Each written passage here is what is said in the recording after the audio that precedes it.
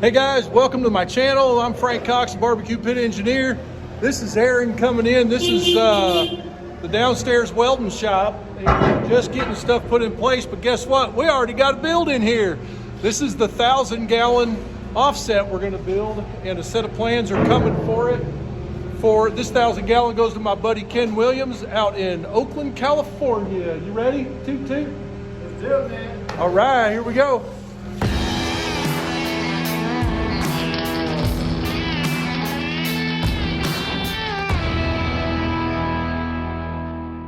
Hey guys, welcome back. We're all set up and we're ready to go here.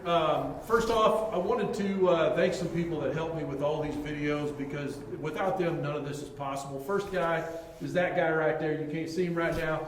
Aaron, he is my right-hand man and he helps me with everything here. If you haven't already, go follow him on Instagram at Mr. Voigt, V-O-I-G-T. And you can see some of his hijinks that he gets into. And anyway, Aaron's a key part of this build. This build is for a customer, but the reason we're going to video and document this entire build is because we're coming out with a set of plans for this exact pit. So what do you think about this tank here? I mean, as far as the layout and stuff like that, what do you see in your mind right now? Well, whenever I look at a potential tank for a barbecue, I always kind of assess the seams and see if it's had any like crazy damage prior to me showing up, you know. Sometimes these things, you know, they survive years and years, so they get hit with tractors or install. I mean, there's all kinds of things that happen. So I always look for seams, damage, rust, and just kind of overall condition, you know. This one to me has great patina. I love the silver. The silver and the blue are really popular. And it's pretty great shape. Nothing too wild about it. I tell you what I like about this tank particularly is that the bungs are on the head.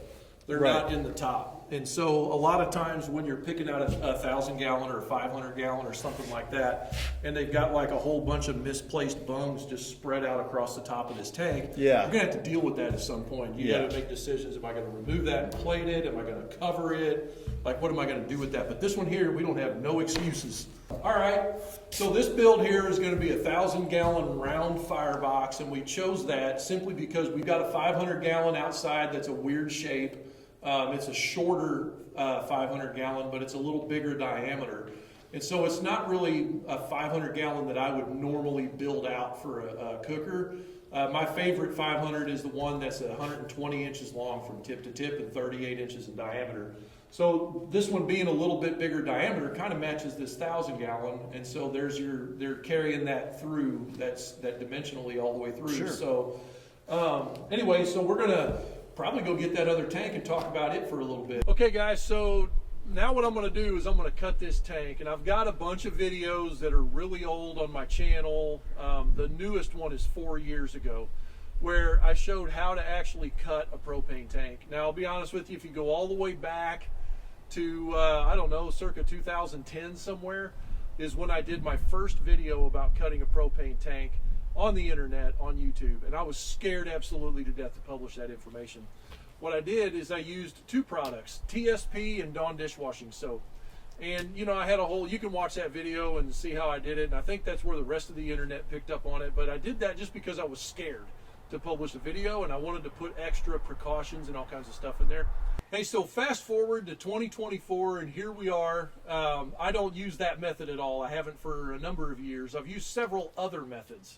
The one I'm going to show you today is kind of what Aaron and I do, mostly because we have water handy. It's a super fast way to do this, and I think it's safe to show the masses. There's all kinds of tools out there, like combustion analyzers and you know, LELs and parts per million and all these other measurement tools, and you can get down in the weeds, but at the end of the day, all you're trying to do is make sure there's no oxygen mixed in with the propane that's in your tank. You can go ahead and hook up an exhaust pipe to your tank if you want, but I honestly don't have any kind of analysis to show me what's in the exhaust fumes. These cars these days, they burn super efficient, and so there could be other stuff in there that you don't want, you know. But so the best way to do this is with either CO2 or water. And our method here is we choose water because we can see it. Now it does make a huge mess. And so what I'm gonna do is show you a way to do this without 500 gallons of water coming out of your tank and going everywhere. You're still gonna get probably 100 gallons out of this 500 gallon tank going on your ground. It's gonna stink, right? But this is the method that we use here. We're in the county. It's not a big deal. This tank has been purged and the whole bit. Now, if you choose to use CO2, you really need to make sure that you're back purging enough. The CO2 weighs almost the same weight as the propane. So you got to get enough of the CO2 in there to displace any propane vapor that's in the tank. The biggest risk with cutting these tanks is not the propane though. It's honestly the mercaptan that's in the bottom of the tank. That's the odorant. The odorant is also flammable, and that is an oil form at atmospheric pressure. So that oil will float on top of water. That's why we cut below the water line. So if you was to ever cut a tank and you had this violent, whistle and a big shake and purge, that's that mercaptan that's going off inside the tank mixed with propane because there's propane in it. So that's why we choose to use water. So anyway, we're going to take this forklift. One way that I do that is tilt this tank up. Now we're using plasma today, a plasma cutter to cut this thing. And what you got to do is make sure that none of your supply voltage, none of your supply power is able to touch the concrete. Now I'm not going to show you, but I've got all my power elevated off the ground. We've got a good ground. We checked it just a minute ago and made sure this ground is making good contact with our tank. Plasma cutters, welders, stuff like that are running a very, very low voltage, and it's not enough to really hurt anything. It's just really low voltage, high amps. So as long as the tank is grounded and your plasma cutter has a pilot arc, you'll be okay. And I'll show you how to cut this thing. Okay, so what we did is we hooked up a sling on this eyelet over here, this rigging point, and we lifted it up, and you can see we just kind of set that end up on a block. What that's going to do, wherever the water level is in here, it's going to minimize the amount of water I need to put in here in order to cut below the water line. The next thing I'm going to do, pretend this is going to be an offset smoker instead of my firebox. I would never cut this thing around the ring in the middle. I would just get a hole in it first because, face it, you've not cut 100 propane tanks like some of these big pit builders have, right? And you don't really know what you're getting into. So let's just make this as predictable and safe as possible to start with. We're going to cut all the way down here at the very bottom right here. I'm going to show you where. And then it doesn't matter to me the shape. I'm just trying to get a size of a hole that I can fit my fist through. The point is that if anything was to combust when you're working on this tank, it's got a blowhole to come out of. That's why these things explode, or why people are afraid of them exploding, is because whenever the oxygen in the propane mixture ignites, it has nowhere to go. So it doesn't have a big enough port to get out of, so it actually will rupture. These tanks are tested and certified at very high pressure ratings. So if this thing did catch on fire, you can Google a term called BLEVE, B-L-E-V-E, boiling liquid expanding vapor explosion. And it doesn't mean it didn't explode because this caught on fire inside. It exploded because the liquid was vaporizing so fast there was no pressure relief big enough to handle it. Once it got down to an easy point, the liquid level started to go down. It could just go. And so we're not going to have that problem. These things are tested to withstand those kind of situations. But all we're going to do is cut a hole here big enough for my fist to go in, and we're going to let all this water come out, and then we're going to hit that with a hammer and bust that out. That one more little thing, Aaron could probably show this here. We got a microphone here and stuff, but we got two plasma cutters here. We got the Hypertherm. This is a $3,000 cutter. It's my old trusty standby. I've done this a lot with this machine, but this is not in the budget range for a lot of people. Instead, we're going to use this good old boy cutter right here, Best Arc. They sent me this cutter. I did a review video of that a couple weeks ago. You can go back and look at that video. For $249, this, I believe, is a great cutter, and it has one hell of a pilot arc that comes out. Here's the old AG60P right there. The consumables on this cutter, unbelievable. These consumables are like $21, and you get the ceramic ring, the little guard, the tips. You get like 10 tips, something like that, in several of these deals. Anyway, you can't go wrong. Like I said, make sure and keep all of your stuff up off the ground, especially your electric wires and things like that. The high voltage, we've got it sitting up, it's propped up off the ground. Like I said, the plasma cutter cable I'm not worried about. It's very low voltage, high amps, low voltage. It's like 50 amps, I think this cutter is. So now when I say pilot arc, I'm going to show you here in the little camera. When I say pilot arc, when you pull the trigger, that's when you see the arc coming out of this thing, and that's a pilot arc. That's for plunging into the tank. So we're going to strike this arc off of the tank, pierce, and it's going to throw metal back at us, and water will start coming out. I start at the very bottom of the hole, and I go all the way up to the top, and then I'm going to come back down, start my pilot arc, and then I'm going to plunge back in. That's what those high dollar plasma tables do that's got water in them. That's what they do. They start the arc up high and they plunge. And when they get down, it's already blowing air out, and it's blowing out the plasma arc, and so it's not going to suck air or water back into the gun, so you're totally safe. You just don't want to have water running all down your hand and stuff like that. That's not safe for anybody, and I don't want no water on my hand. So I'm going to start this down low like this. I'm going to pull back up around to the other side, just like I did one, and bam, you're done. Travel speed is something else to pay attention to when you're doing this. Poor spider. All right, here we go.